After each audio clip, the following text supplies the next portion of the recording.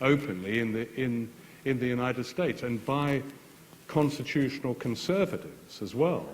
I've had a recent email correspondence with a man, extraordinary man called Paul Craig Roberts, who was Reagan's number 2 at the Treasury, an editor of the Wall Street Journal. He believes America now is fascist. And he makes his case very well. And he's a conservative. He believes in the Constitution. He believes the Constitution has been usurped, that the 9/11 was a kind of Reichstag, although I think his comparison there needs to be examined. But still, this is being debated now openly for the first time I can remember in many, many years.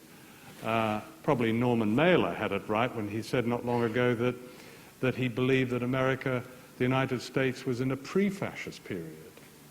Now, the way the Blair government has moved against basic freedoms in this country is certainly totalitarian. There's no question about that. The people sitting in Belmarsh or under control orders are no different from victims in totalitarian states. Let's take some more questions. Is there one down here?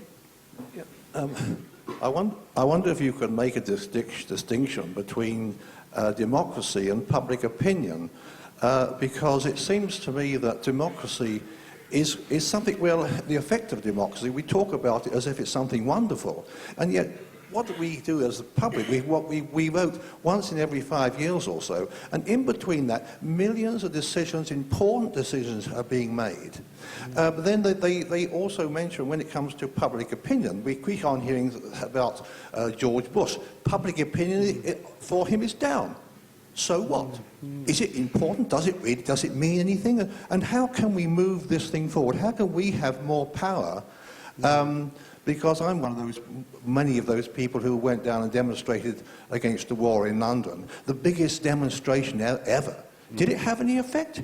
Well, I'm sure it had some effect. It gave people the feeling that we were doing something in a democratic way. But I'm beginning to lose faith to some extent, because I think unless I get the facts, how can I possibly make informed decisions?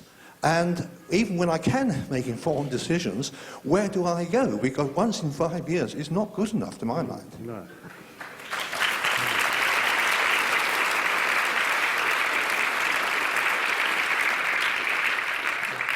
I can't answer all those questions for you, but I can contribute perhaps a few things. It did have an effect